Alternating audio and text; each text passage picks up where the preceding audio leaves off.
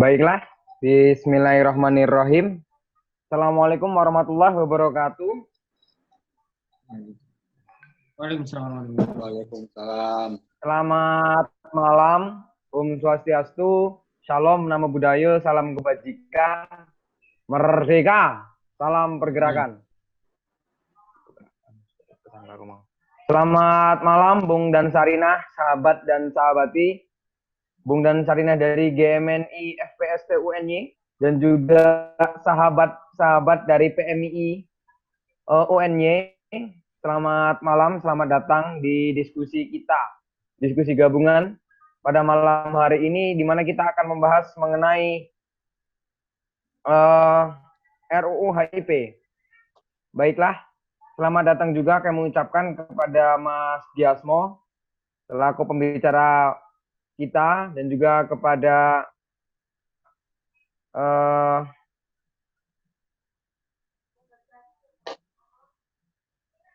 Mas Gati Sulistyo selaku pembicara yang kedua, dan kepada Bung Jaka Herlambang selaku sekretaris cabang GMNI cabang Yogyakarta. Pada malam hari ini kita akan membahas mengenai tema yang berjudul kontroversi RUU HIP atau haluan ideologi Pancasila, perlukah begitu? Yang kemudian kita ketahui secara bersama-sama bahwasanya pembahasan rancangan undang-undang atau RUU tak henti-hentinya mendapat sorotan publik. Setelah RUU Omnibus Law yang sebelumnya menuai kontroversi, RUU haluan ideologi Pancasila kini muncul sebagai polemik baru. Meski RUU HIP telah ditunda, kontroversi tentang RUU ini masih terus terjadi.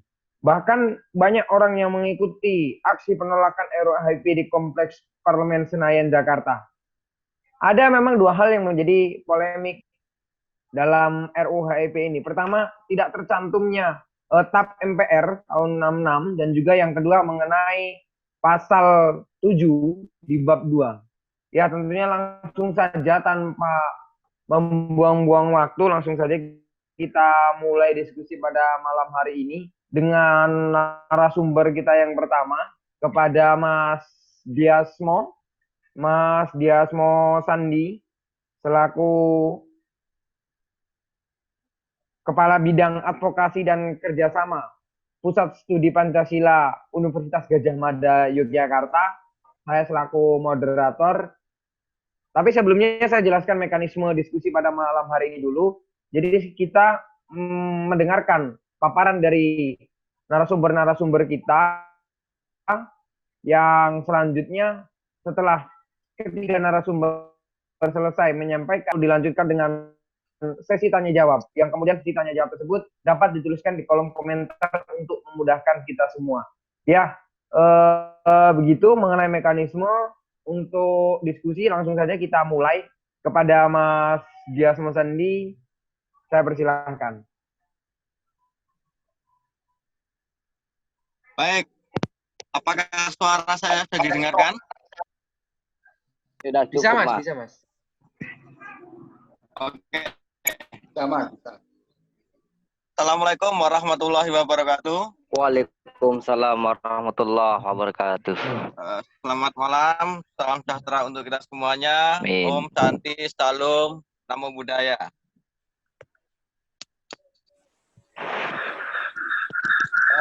Kami ucapkan terima kasih buat kawan-kawan di PMII dan GMNI di UNY. Ini tema yang diberikan kepada saya. Saya mohon maaf, ini saya lagi perjalanan ke Jawa Timur. Jadi saya di dalam mobil. Nggak apa-apa ya. Kalau suaranya bisa putus-putus, itu harap dimaklumi. Karena saya sedang di dalam perjalanan. Siap Mas, siap. Baik. Yang pertama bicara tentang kontroversi RUU HIP ini. Yang pertama saya ingin meletakkan beberapa isu. Tadi sudah dikatakan tentang TAP MPRS nomor 25 tahun 66 tentang konsideran tidak dimuatnya konsideran tentang larangan Partai Komunis Indonesia. Terus yang kedua tentang pasal 7, di mana ada sebuah tafsir orang bisa menafsirkan beragam dengan sesuai dengan perspektif pandangannya, dengan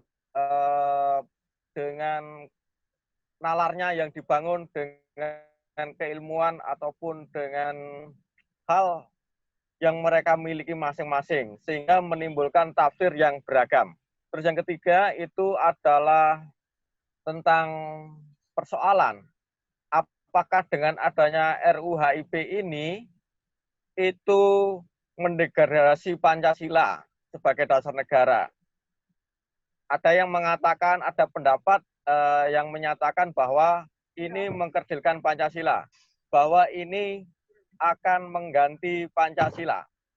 Nah, kira-kira poin pembicaraan saya yang pertama adalah untuk menjawab beberapa pertanyaan itu. Satu, apakah RUU ini akan menggantikan Pancasila sebagai dasar negara? Terus yang kedua, menjawab pertanyaan dari rumusan Juminar ini, kontroversi ini perlukah? Nah, saya akan memulai menjawab pertanyaan pertama. Apakah benar undang-undang ini akan menggantikan Pancasila? Yang pertama, jelas kita harus membawa kerangka berpikir bahwa Pancasila itu dasar negara yang tertuang di dalam pembukaan Undang-Undang 1945, khususnya dalam pembukaan, khususnya di alinea keempat.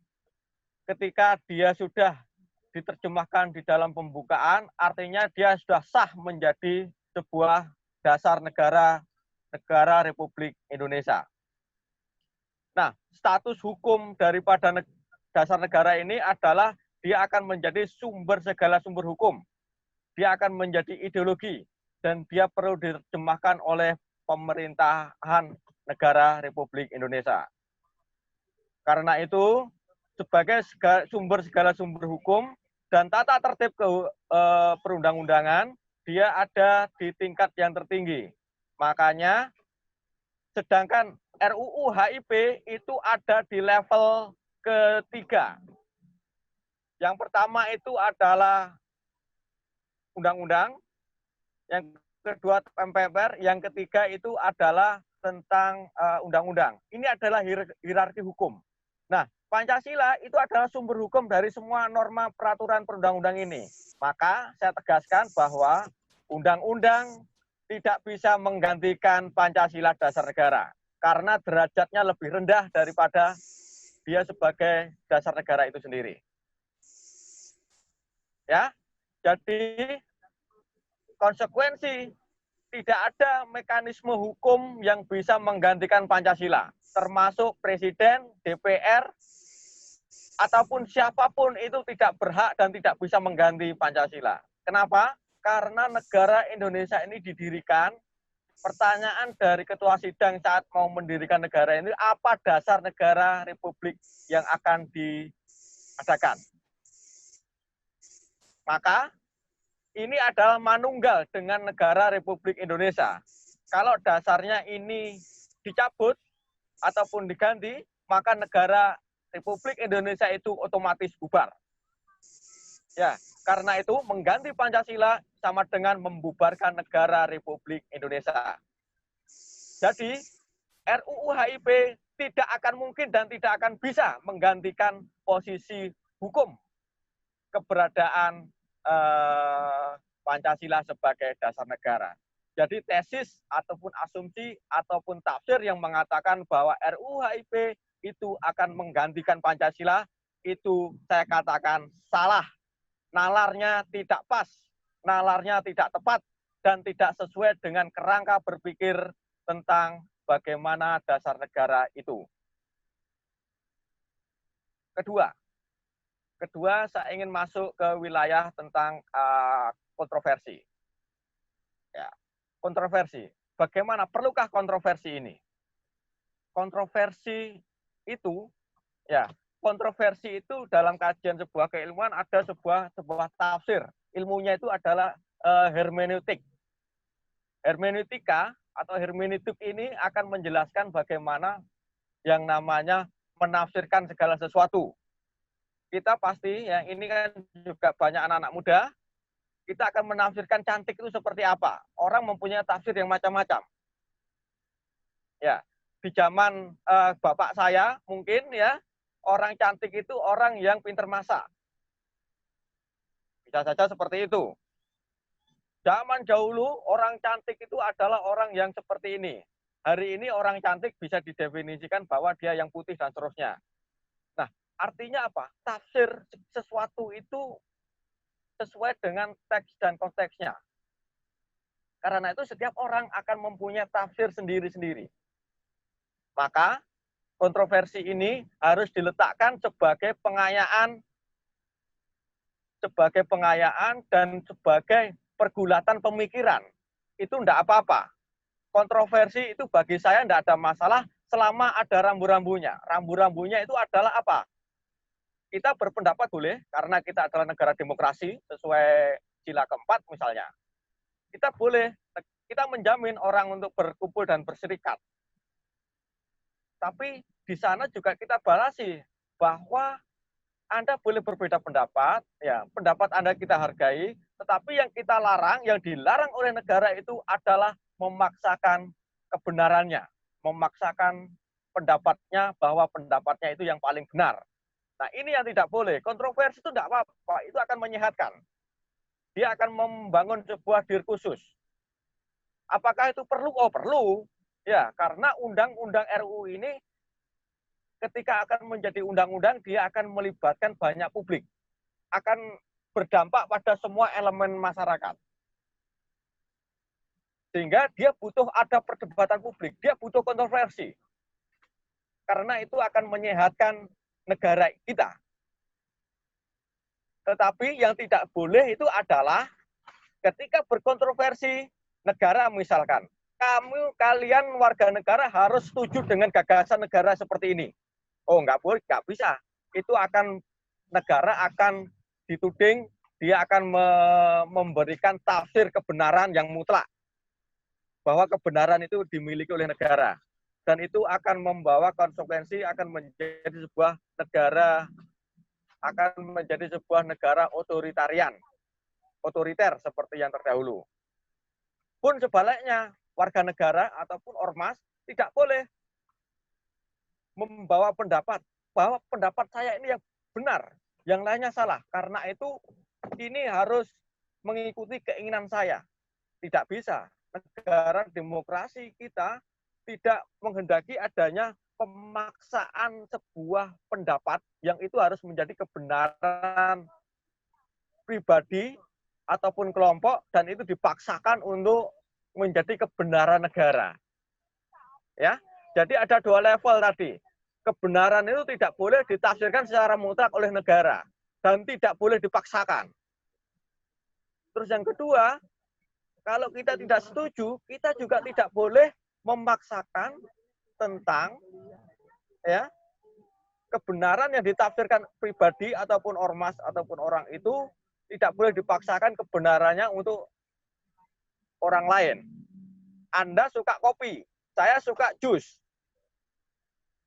Ya, tapi ketika kita memaksakan bahwa Anda, hei, kamu yang suka jus, kamu harus minum kopi karena kopi inilah yang paling enak. Ini tidak akan ketemu. Orang yang penggemar jus akan mengatakan bahwa jus itu yang paling enak, jus itu sehat. Oke? Nah, disinilah akhirnya harus ada sebuah titik temu antar perbedaan-perbedaan yang ada itu. Makanya kemarin tanggal 5 sudah saya kirim kepada teman kita, Rizky. Saya sudah menulis di KR, tak kasih judul yang namanya titik temu RUU HIP. Ya, di sana apa titik temunya? Yang pertama, ada kalangan masyarakat yang ingin konsideran tentang TAP MPRS tentang pelarangan komunisme itu dicantumkan sebagai konsideran. Yang kedua, pasal 7 dan pasal-pasal lainnya itu dihapuskan. Kemudian pemerintah melalui Pak Menko Polhukam Mahfud MD mengatakan bahwa negara dalam hari ini pemerintah mendengarkan aspirasi masyarakat. Karena itu beliau juga mengatakan bahwa konsideran pelarangan PKI itu juga harus dimasukkan sebagai konsideran di dalam RUU tersebut. Karena itu pemerintah mengikuti keinginan masyarakat itu bahwa konsideran tentang pelarangan Partai Komunis itu dimasukkan. Terus yang kedua, pasal-pasal yang ada itu juga akan dihilangkan. Karena itu dibuktikan oleh pemerintah yang kemarin diwakili oleh Pak Mahfud, Mensesnek, Pratikno, Menhan, Prabowo, dan beberapa menteri lainnya ke DPR menyerahkan RUU BPIP. Ya, jadi titik temunya ada di sini. Titik temunya ada. Artinya apa? Apa yang menjadi aspirasi masyarakat, apa yang menjadi keinginan publik itu didengarkan dan itu akhirnya diakomodasi oleh pemerintah. Nah, terjadilah dialektika itu terjadi dan sudah selesai hingga akhirnya yang terjadi adalah RUU HIP digantikan dengan RUU BPIP.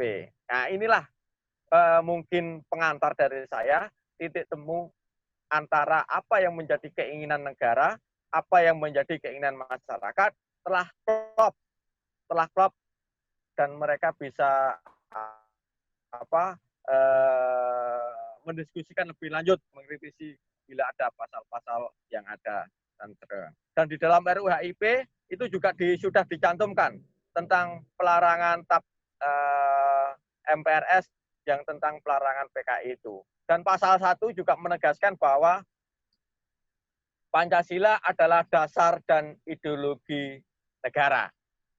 Sebagaimana yang termaktub di dalam pembukaan Undang-Undang Dasar 1945 yang disahkan pada tanggal 18 Agustus 1945. Ya, itu ya kawan-kawan pengantar dari saya. Nanti bila ada hal yang kurang jelas atau mungkin tidak setuju dengan argumen saya, ya nggak apa-apa. Saya terima dan nanti terbuka untuk kritik, saran, ataupun berdebat terkait hal-hal yang konstruktif.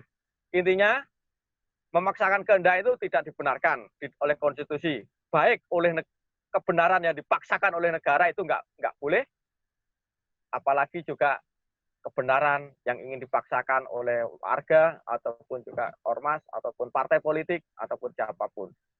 Negara Indonesia itu adalah negara yang beraneka ragam pikiran dan juga aliran kepentingan. Disitulah disitulah terjadi titik temu, titik perjumpaan antar semua keberagaman itu, yaitu Pancasila sebagai dasar negara. Karena itu, saya bersyukur dan berterima kasih berkat ada kontroversi RUU HIP ini, banyak orang akhirnya mendiskusikan Pancasila. Ya, aku melihat bahwa akhirnya semua orang itu ternyata yang saya tangkap itu ternyata masih cinta Pancasila sebagai dasar negara. Itu penutup dari saya. Terima kasih. Selamat malam. Assalamualaikum warahmatullahi wabarakatuh. Merdeka.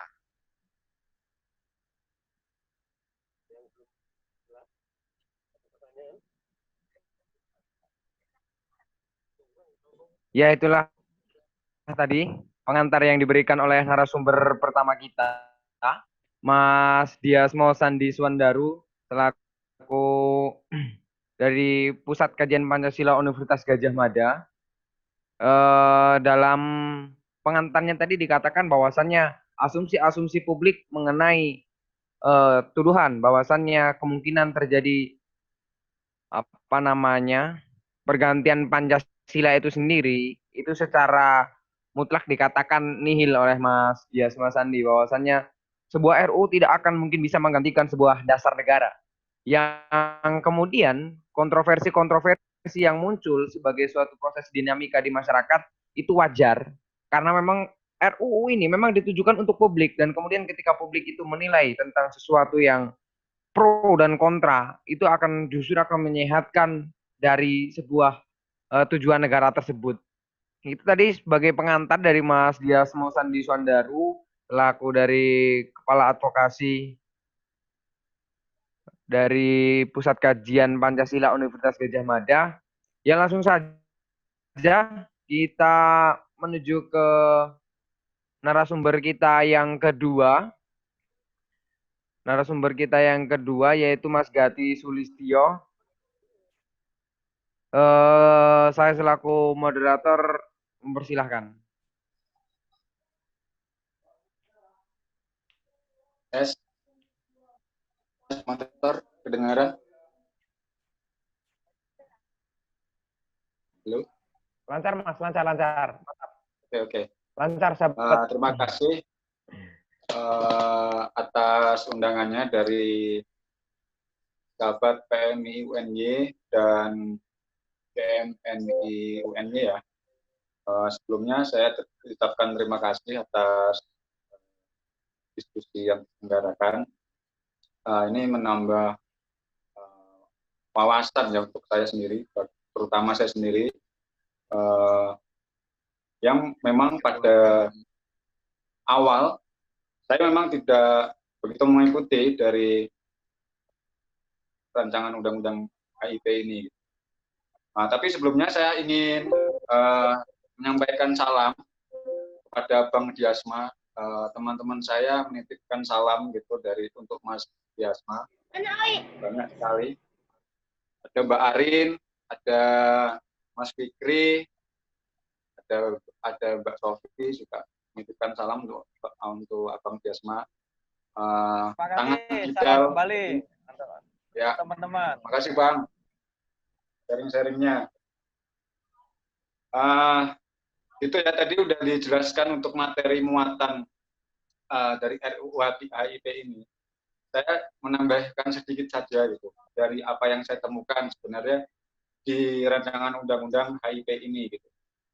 Nah, sebelum ke materi muatannya mungkin saya ingin menyampaikan dulu dari survei media sosial yang saya saya lakukan di hari Rabu ya, dari Rabu. Itu saya menanyakan kepada follower saya lah, netizen di Instagram dan di Twitter mengenai RUU HIP ini. Nah, di situ memang kebanyakan dari Instagram ya, itu yang ada 8 responden itu yang bilang penting RUU HIP. Pertanyaan saya adalah penting nggak RUU HIP ini? Nah, jawabannya tuh yang penting, yang ya itu ada 8, yang biasa ada itu ada 11, dan yang enggak atau menolak itu ada 14. Itu yang dari Instagram. Kemudian yang dari Twitter itu 6 ya, yang biasa ada itu ada 7, dan yang enggak itu ada 14. Nah, artinya memang satu dari banyak teman-teman saya, mungkin ini menjadi sampel yang tidak bisa menjadi ukuran gitu, karena teman-teman saya memang masih sedikit gitu, relatif sedikit. Jadi menjadi acuan lah, menjadi sampel bahwa memang HIP sendiri di kalangan masyarakat yang jadi teman-teman saya itu masih kurang mengetahui gitu dari yang memvote ini itu tidak seberapa, hanya 20% aja, yang lainnya cuma membaca aja. Itu satu. Kemudian untuk mengenai rancangan undang-undang ini sendiri, saya sangat sepakat dengan Mas Diasma ya, bahwa tidak ada kebenaran yang mutlak gitu. Dalam arti kita nggak boleh memaksakan apa yang kita yakini kebenaran. Pun dalam rancangan undang-undang HIP sendiri. Dan sangat benar sekali ketika undang-undang ini tidak bisa menggantikan Pancasila.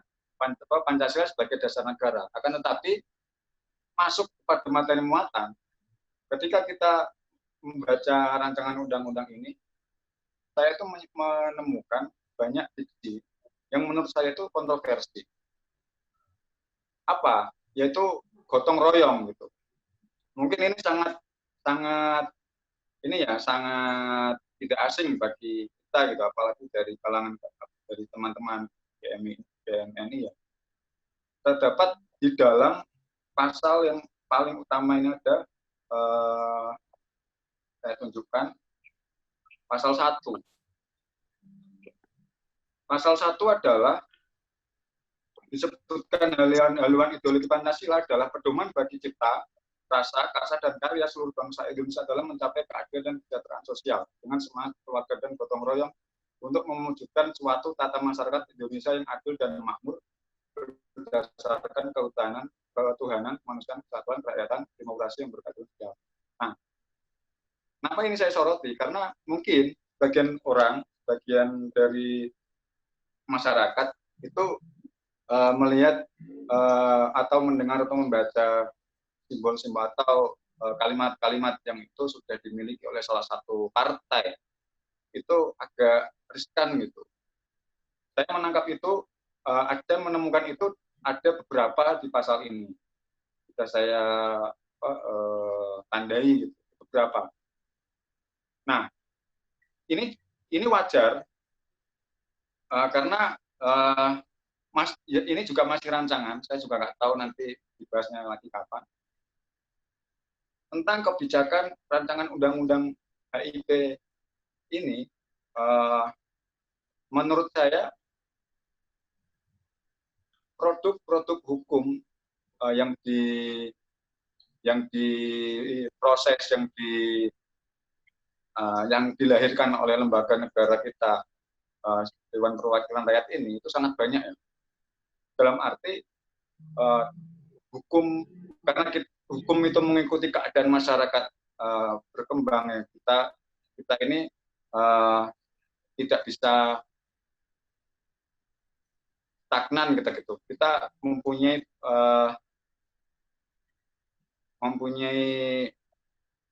masyarakat kita ini berkembang, tidak stagnan berdiri jalan di tempat kayak gitu. Nah, peradaban ini hukum juga harus responsif.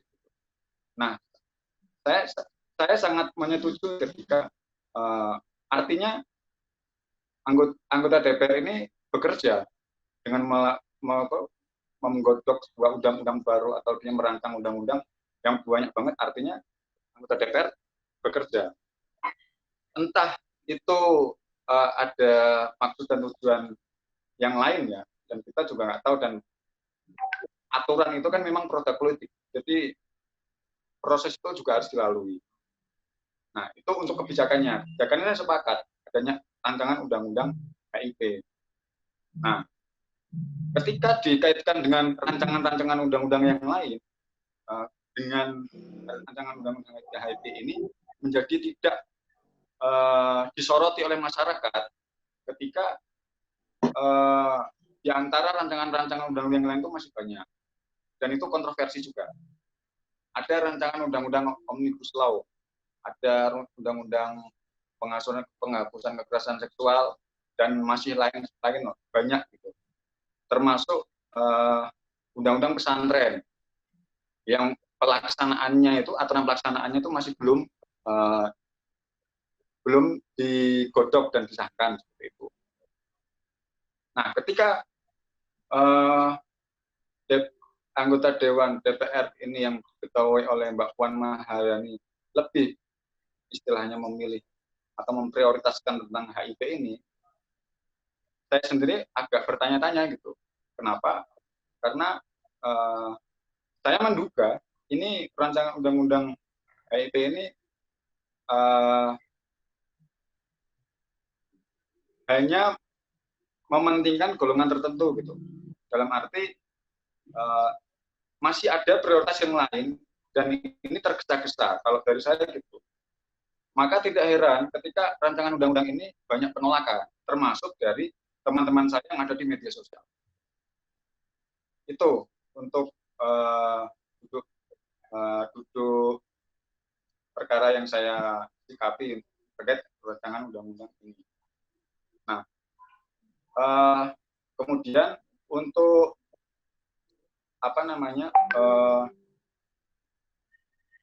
pasal-pasal yang saya baca juga itu tidak melulu banyak kontroversi.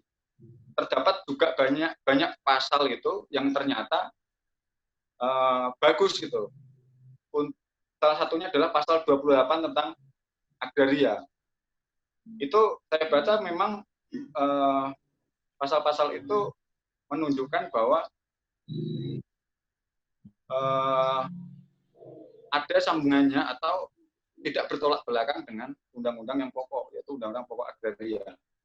Salah satu yang ada di rancangan undang-undang HIP. Jadi tidak melulu RUU HIP ini jelek atau tidak ada yang bisa tidak ada yang bisa dilakukan selain kontroversi gitu. Seakan-akan RUU HIP ini langsung saya juga menemukan yang bagus-bagus di situ. Dan memang kebanyakan RUU HIP ini semacam turunan dari Pancasila. Saya juga tidak terlalu paham soal mendetail seperti Bang Diasma tadi yang menjelaskan soal Pancasila. Tapi sedikit pengetahuan saya, kebanyakan pasal-pasal yang tertuang dalam rancangan undang-undang ini memang semacam penjabaran dari Pancasila itu sendiri, dan itu tidak tidak bertolak belakang dengan undang-undang dasar yang ada di atasnya, di peraturan undang-undang negara kita. Oke, itu mungkin saja dari saya poin-poinnya yang saya sampaikan di sini terkait diskusi ini. Mungkin bisa dilanjutkan ke diskusi.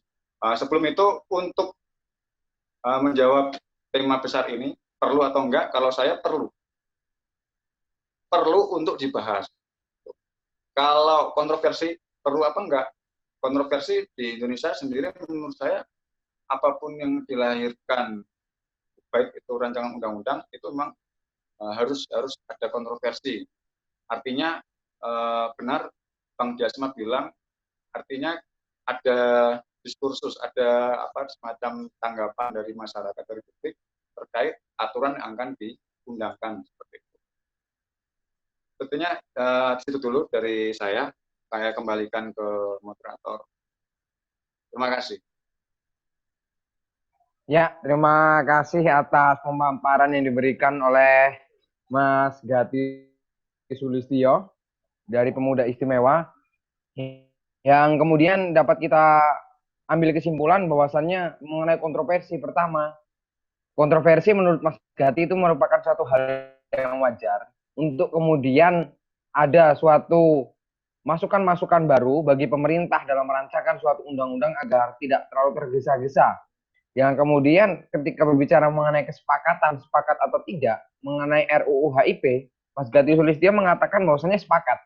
Karena Mas Gati Sulistyo mengatakan juga RUU HIP ini semacam suatu turunan kemudian dari penjabaran Pancasila itu sendiri. Dan ketika berbicara mengenai semua pasal ataupun beberapa pasal yang ada, toh juga tidak serta-merta semua itu berujung kepada sebuah polemik. Bisa dikatakan tadi mengenai agraria dan lain sebagainya. Yang Mas menyambung dari Mas Diasmo Sandi katakan juga, ketika RUU haluan ideologi Pancasila ini dimunculkan dan kemudian memunculkan pro dan kontra, di sini Mas Sandi mengatakan ternyata warga negara Indonesia ataupun warga negara kita ini masih peduli dan amat sangat mencintai Pancasila. Ya, itu tadi sedikit banyak pemaparan yang diberikan oleh Mas Gati Sulistyo selaku narasumber kita yang kedua. Menyambung ke narasumber kita yang ketiga, ada Bung Jaka Herlambang selaku sekretaris cabang GMNI cabang Yogyakarta. Ya, kepada Bung Jaka, saya persilahkan. Bung, ini Bung Jakanya belum gabung karena jaringannya error. Oh iya, iya, iya Pak. Mungkin langsung sesi tanya jawab. Ya, kita langsung menuju saja ke sesi tanya jawab ya. Bung dan Sarina serta sahabat dan sahabati dari PMII yang ingin bertanya kepada Mas Sandi kalau masih bergabung ataupun kepada Mas Gati, silakan tulis saja di kolom komentar untuk kemudian kita bisa melihat bersama-sama dan jelas begitu. Silakan yang ingin berdiskusi mengenai kedua pemaparan tadi.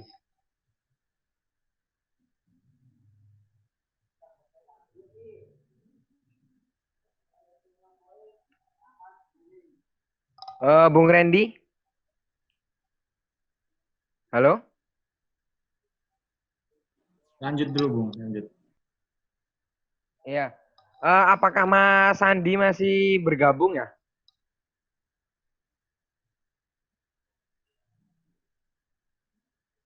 Mas Diasmo. Iya, iya, Mas Sandi, Mas Diasmo. Masih? Masih? Halo, saya masih gabung ya. Oh, iya Mas. Saya tak mencoba membuka pertanyaan dulu Mas kepada Ya. Mas Diasmo. Ya, Salah satu silakan. polemik di RUU HIP itu tentunya kan di bab 2 pasal 7 ya mengenai Pancasila yang kemudian dikerucutkan menjadi Trisila dan Ekasila yang kemudian menimbulkan polemik seperti kita ketahui bersama bahwasannya ditakutkan akan mengenai suatu permasalahan baru khususnya pada poin yang saya lihat juga di media sosial mengenai berketuhanan yang berkebudayaan. Itu Mas Sandi sendiri melihat itu bagaimana Mas? Kemudian menyikapi hal tersebut seperti apa? Ya, terima kasih ya. Itu salah satu hal pasal 7 itu juga menjadi satu yang paling banyak disoroti. Ketuhanan yang berkebudayaan. Ya, yang disebut di dalam pasal itu adalah ciri pokok. Ya, di sana kan ada sendi pokok. Sendi pokok Pancasila itu di pasal 7 ayat 1 itu sendi pokok Pancasila itu adalah keadilan sosial. Dan ciri pokok Pancasila itu adalah sosiodemokrasi, sosionasionalisme, dan ketuhanan yang berkebudayaan. Ya,